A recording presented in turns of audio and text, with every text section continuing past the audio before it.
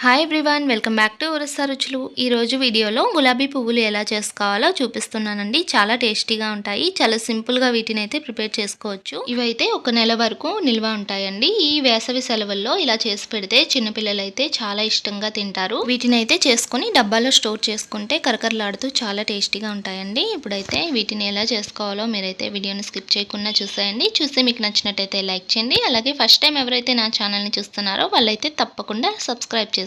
ఇప్పుడైతే వీడియోలోకి వెళ్ళిపోదాం. దీనికోసం ముందుగా అయితే ఒక పెద్ద పాత్రను తీసుకొని ఒక కప్పు వరకు మైదా పిండి వేసుకోవాలి. ఒక కప్పు మైదా పిండికి అదే కప్పుతో 1.5 కప్పుల బియ్యం పిండిని వేసుకోవాలి. వేసుకొని ఇందులోనే ఒక కప్పు వరకు పంచదారని కూడా వేసుకోవాలండి. ఒక కప్పు పంచదార కరెక్ట్గా సరిపోతుంది. లేదు ఎక్కువ తీపి కావాలంటే ఇంకొక అరకప్పు ఎక్స్ట్రా వేసుకోండి. ఇప్పుడు ఇందులోనే కొద్దిగా ఇలాచీ పొడి అలాగే కొద్దిగా ఉప్పు వేసుకోవాలండి. వేసుకొని వీటన్నిటిని బాగా మిక్స్ చేసుకోవాలి. ఇలా పిండి మొత్తాన్ని కలుపుకొని ఇప్పుడు ఇందులోనే ఒక చిన్న కప్పుతో కప్పుడు పాలు వేసుకోండి. అలాగే ఒక కప్పు నీళ్లు కూడా వేసుకోండి. వేసుకొని ఈ మొత్తాన్ని బాగా కలుపుకోవాలి.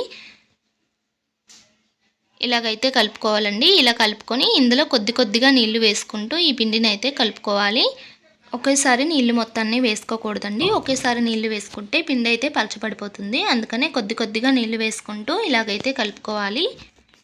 చూడండి, ఈ రకంగా అయితే కలుపుకోవాలండి. ఇలా చిక్కగానే కలుపుకోవాలన్నమాట. ఈ పంచదార అంతా కరిగేసరికి ఇదైతే పలచబడుతుంది. అందుకని ఈ రకంగా కలుపుకొని దీన్నైతే మూత పెట్టుకొని ఒక అరగంట సేపు పక్కన పెట్టుకోవాలి.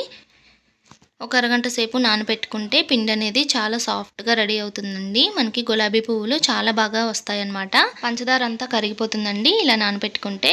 ఇప్పుడైతే ఒక గిన్నెలోకి నూనె కొద్దిగా తీసుకోవాలి. ఇలా నూనె తీసుకొని మనం చేసుకునే గులాబీ గుత్తిని అయితే ఈ నూనెలో దించుకోవాలండి. పిండి అంతా అరగంట సేపు నానేంత వరకు ఇది కూడా మనము ఆయిల్లో నానబెట్టుకోవాలి. ఇలా నానబెట్టుకోవడం వలన మనకి గులాబీ పువ్వులు అనేవి చాలా బాగా వచ్చేస్తాయి అన్నమాట, అంటుకోకుండా. మీకు వీలైతే 2 రోజుల ముందే ఈ గుత్తిని అయితే ఇలా నానబెట్టుకోండి, ఇంకా బాగా వస్తాయి గులాబీ పువ్వులు అయితే. ఒక అరగంట తర్వాత అయితే చూడండి పిండి అయితే ఎలా నానిందో. పంచదార అంతా కరిగిపోయిందండి. కరిగిపోయి పిండి అయితే ఇలా రెడీ అయిందనమాట. చూసారు కదా, పిండి అయితే ఇంకా ఇలా చిక్కగానే ఉంది. ఇప్పుడైతే ఇందులో ఇంకా కాస్త వాటర్ అయితే వేసుకోవాలి. ఇలా నీళ్లు వేసుకొని ఇంకొకసారి బాగా కలుపుకోవాలి. ఇలాగైతే కలుపుకోవాలండి. కన్సిస్టెన్సీ అయితే ఇలా ఉండాలి పిండిదైతే. చూసారు కదండి, ఇలా రెడీ చేసుకోవాలి. మరి పల్చగా కాదు, అలా అని మరీ చిక్కగా కాదు. ఇలా అయితే రెడీ చేసుకోవాలి. ఇలా రెడీ చేసుకొని ఇప్పుడైతే పక్కన పెట్టుకుందాం. ఇప్పుడు డీప్ ఫ్రైకి ఆయిల్ పెట్టుకోవాలి. ఆయిల్ పెట్టుకొని ఇందులో గులాబీ గుత్తిని అయితే ఆయిల్లో ముంచుకోవాలండి. ఆయిల్ని అయితే బాగా మరిగించుకోవాలండి. గులాబీ గుత్తిని కూడా బాగా వేడెక్కనివ్వాలి. వేడైన గులాబీ గుత్తిని ఇలా అయితే పిండిలో ముంచుకోవాలి.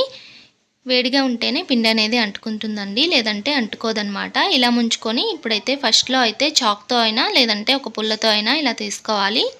ఫస్ట్లో ఒక 4-5 గులాబీ పువ్వులు అయితే ఇలా చాక్తో తీసుకోవాలండి. ఎందుకంటే ఫస్ట్లో అయితే అంటేస్తుంది అనమాట. ఇలా చాక్తో తీసుకుంటే ఈజీగా వచ్చేస్తుందండి. ఇలా తీసుకొని ఇప్పుడైతే దీన్ని 2 వైపులా ఇలా అయితే ఫ్రై చేసుకోవాలి. 2 వైపులా తిప్పుకుంటూ లైట్ బ్రౌన్ కలర్ వచ్చే వరకు ఫ్రై చేసుకోవాలి. ఇది ఫ్రై చేసుకుంటూనే ఈ ఆయిల్లో అయితే గులాబీ గుత్తిని అలాగే వదిలేయాలండి. వదిలేస్తే ఇంకా వేడెక్కుతుందనమాట.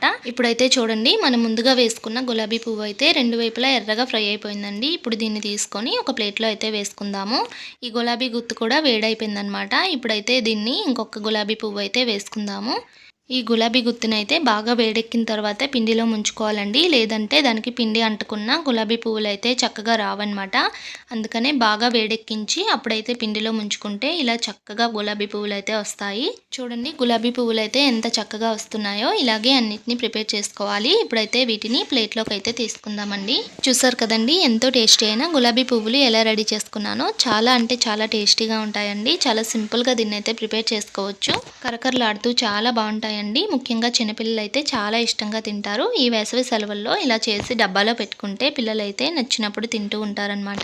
ఇంకా ఇలాంటి రెసిపీస్ చాలా ఉన్నాయండి. నేనైతే వీడియోస్ పెడుతూనే ఉంటాను. మీరైతే చూసి తప్పకుండా ఒకసారి ట్రై చేయండి. ట్రై చేసి ఎలా వచ్చిందో నాకైతే కామెంట్లో పెట్టండి. అలాగే నేను చేసిన ఈ రెసిపీ మీకు నచ్చినట్టయితే లైక్ చేయండి, షేర్ చేయండి, కామెంట్ చేయండి. అలాగే మన ఛానల్ని సబ్స్క్రైబ్ చేసుకోండి. మళ్ళీ ఇలాంటి మంచి టేస్టీ అయిన రెసిపీతో నెక్స్ట్ వీడియోలో కలుద్దాం. Bye friends.